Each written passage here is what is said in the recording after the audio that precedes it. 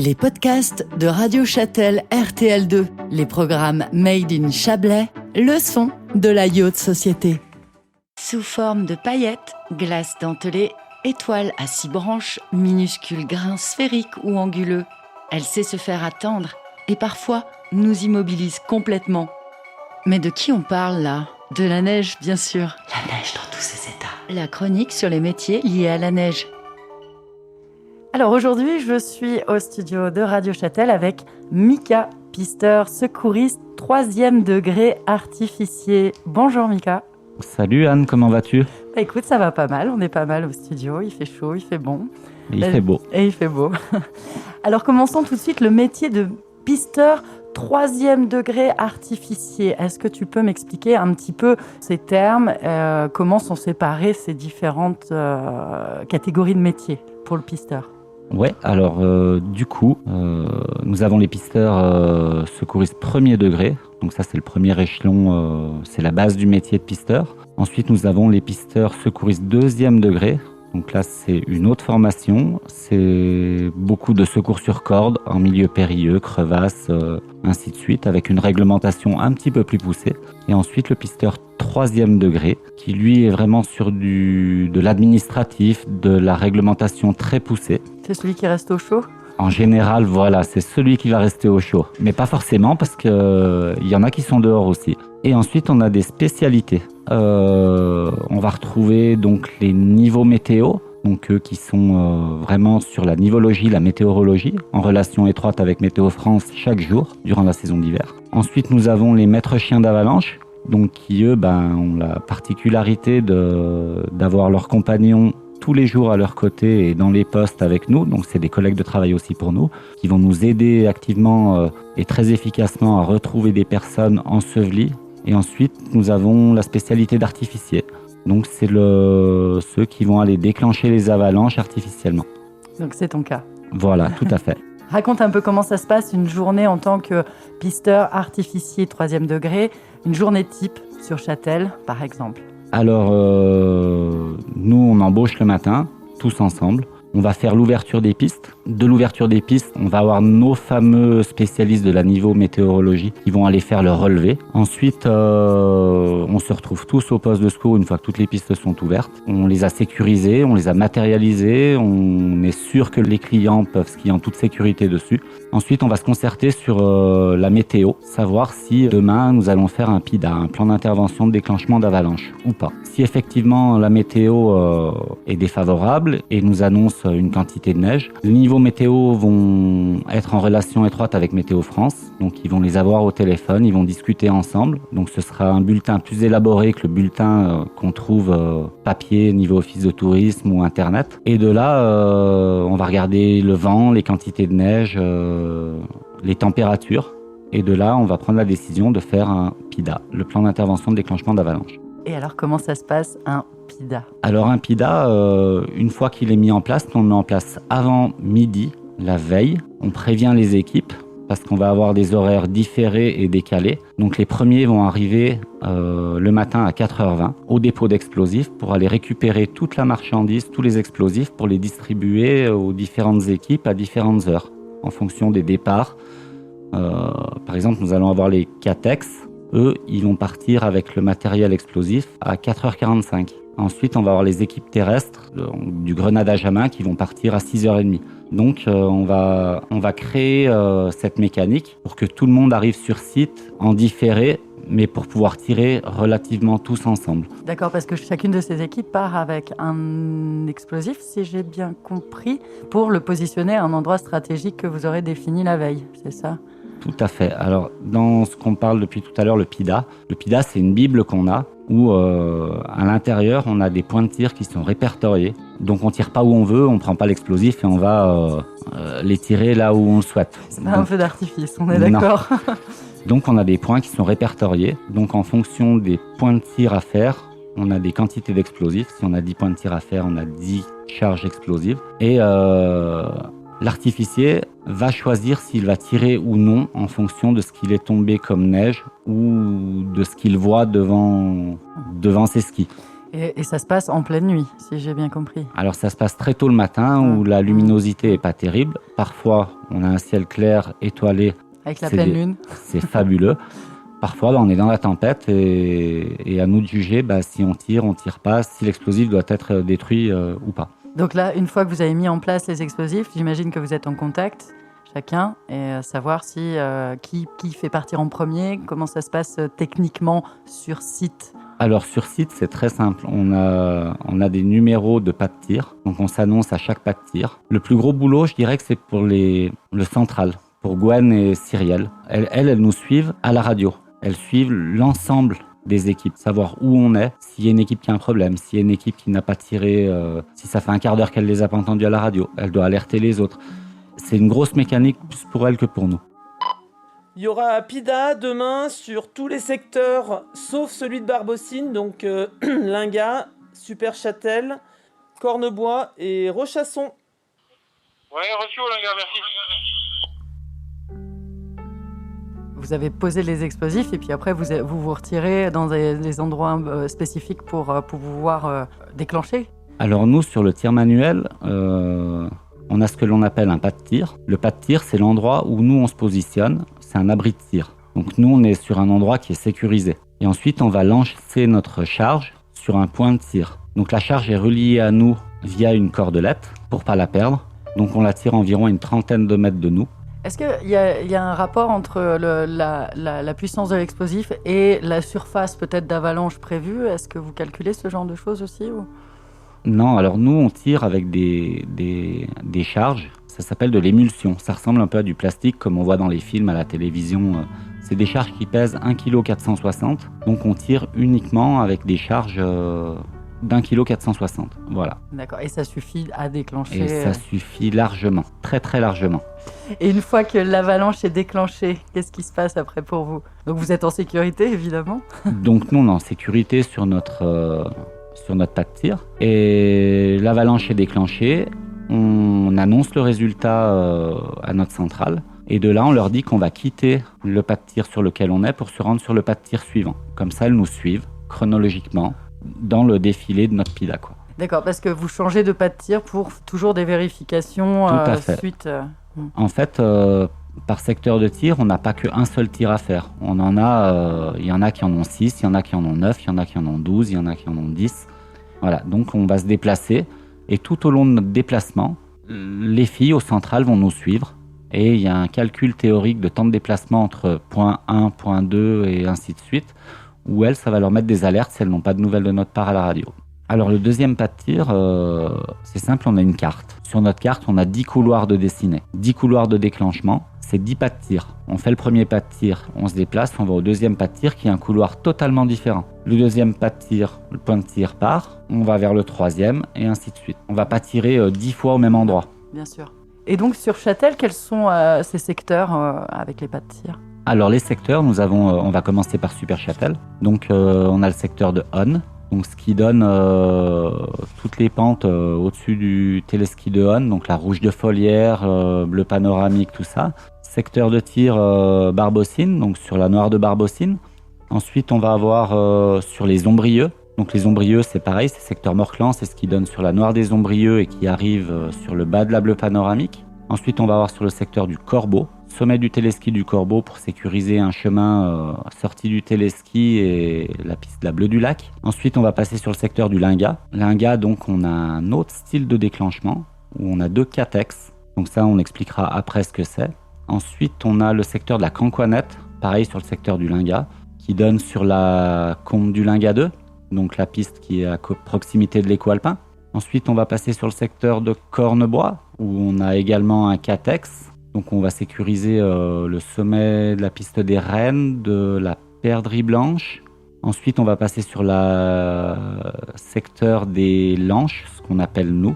Donc c'est sur le chemin de retour sur le domaine de Plaine-Drance, via la piste qui arrive des Combes et du bas de Cornebois. Du secteur de la Noire des Renards et de la Rouge des Rennes. Ensuite, on passe sur le secteur des Rochassons, où on va sécuriser tout le sommet des Rochassons via un autre système de déclenchement aussi, donc toujours du tir manuel, mais également du tir Gazex. On retrouve également sur le secteur du Chaiserie.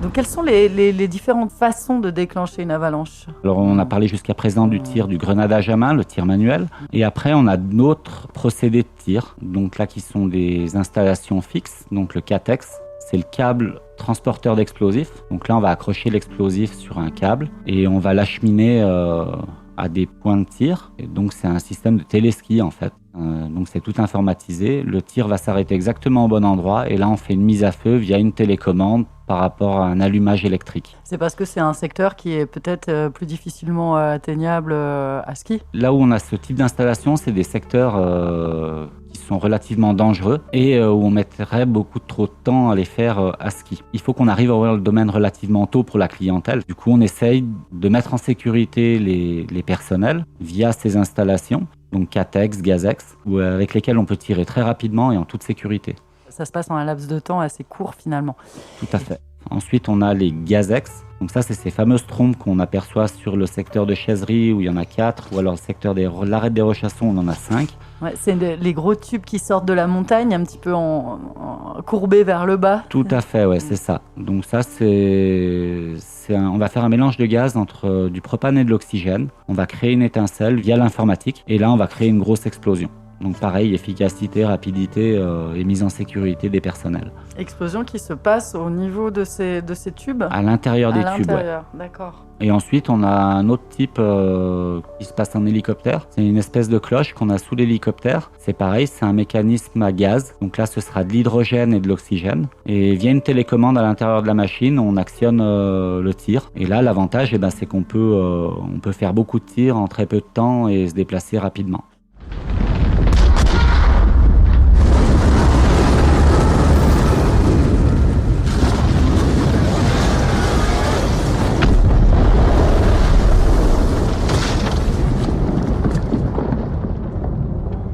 Est-ce qu'on peut parler maintenant des avalanches naturelles ? Comment elles se déclenchent ? Quels seraient les conseils sécurité pour des skieurs hors piste ? Comment on peut prévenir ce genre de problème ? On a parlé au tout début, t'as parlé au tout début avec Michel de la météo. Donc ça, c'est le premier facteur à prendre en compte. Suivi du BRA, c'est le bulletin d'estimation du risque d'avalanche qui est mis à jour tous les jours. Et de là, c'est de venir nous trouver dans les postes de secours. Pas hésiter à poser la question, voir ce qui s'est passé, l'évolution. Il faut vraiment pas hésiter à venir nous voir. Et le plus important, c'est d'avoir les fameux matériels qu'on discutait au début, dont le sac ABS, le DVA, la pelle et la sonde. Mais pas que de l'avoir sur soi, savoir aussi s'en servir. Oui, c'est mieux. Donc il faut qu'ils viennent nous voir et on conseillera jamais quelqu'un d'aller faire du hors-piste. Par contre, on pourra facilement lui dire non, là vraiment, on n'y va pas, quoi. Alors ces avalanches qui se déclarent naturellement, qu'est-ce qui les déclenche ? Qu'est-ce qu'il y a comme météo spécifique, type de neige ? Comment ça se passe, un déclenchement naturel d'avalanche ? Alors on va parler de 3 gros types d'avalanches. Donc le premier qu'on va retrouver en début de saison sur de la neige très fraîche, donc c'est de l'avalanche de poudreuse. Donc c'est de la neige très légère. C'est une avalanche qui est très rapide où on va avoir ce phénomène d'aérosol, où on va voir cette fumée de neige qui s'envole. En fait, c'est très rapide. C'est le vent qui va déclencher, le manteau ne sera pas stabilisé. Alors, ça peut être sur le cumul de la neige. Elle peut se déclencher naturellement seule avec son propre poids. La plupart du temps, c'est déclenché par des skieurs ou ça peut être aussi des animaux la nuit. Voilà, c'est quelque chose qui va perturber la stabilité du manteau neigeux. Donc celle-là, elle est très rapide, elle peut atteindre jusqu'à 200 km/h et aller très très loin. Donc elle peut faire du dégât dans les forêts.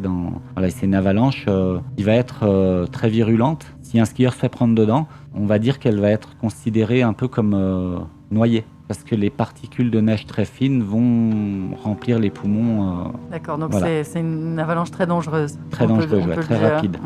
On a difficilement du mal à lui échapper.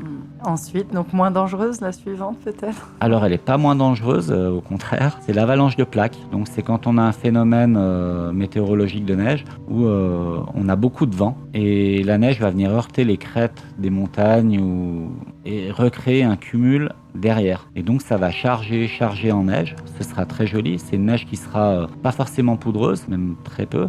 Il sera assez compact sur ce phénomène de plaque. Donc un skieur passe dessus et peut créer la rupture de cette plaque Et là, ça part et ça fait un peu une forme de pulse, si on veut. C'est des morceaux c'est des blocs de neige qui dévalent la pente, qui vont se casser ou pas et partir peut-être sur une avalanche de poudreuse au fond. Mais c'est une avalanche qui est pareil, très rapide, très meurtrière si on se fait prendre dedans.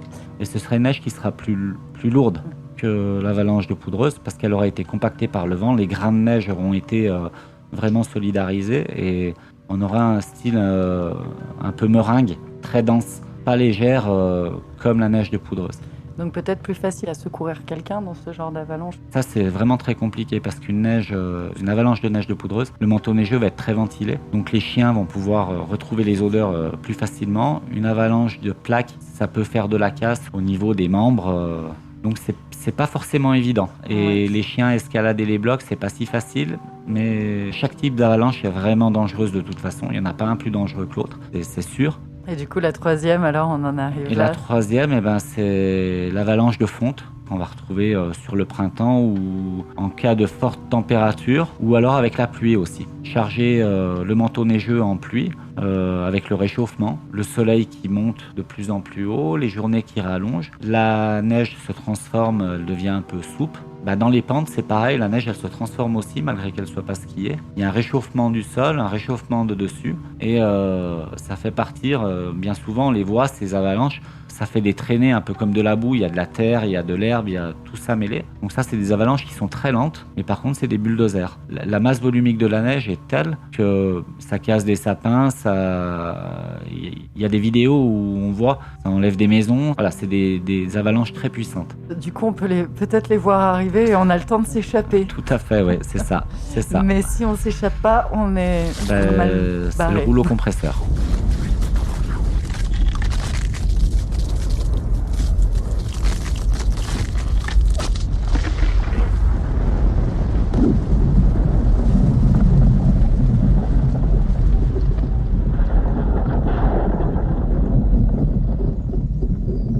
Mika, as-tu des petites anecdotes sur ton métier ? J'imagine que tu dois avoir des choses un petit peu rigolotes, rocambolesques. Tu peux nous en parler ? Oui, alors on en a tout au long de la journée, des petites anecdotes. Des anecdotes un peu sécurité, comme on parlait tout à l'heure au niveau ski hors-piste. Venez nous voir avant de partir en hors-piste. Ne suivez pas nos traces du matin quand nous on part en PIDA, parce que nous on sait exactement où on va.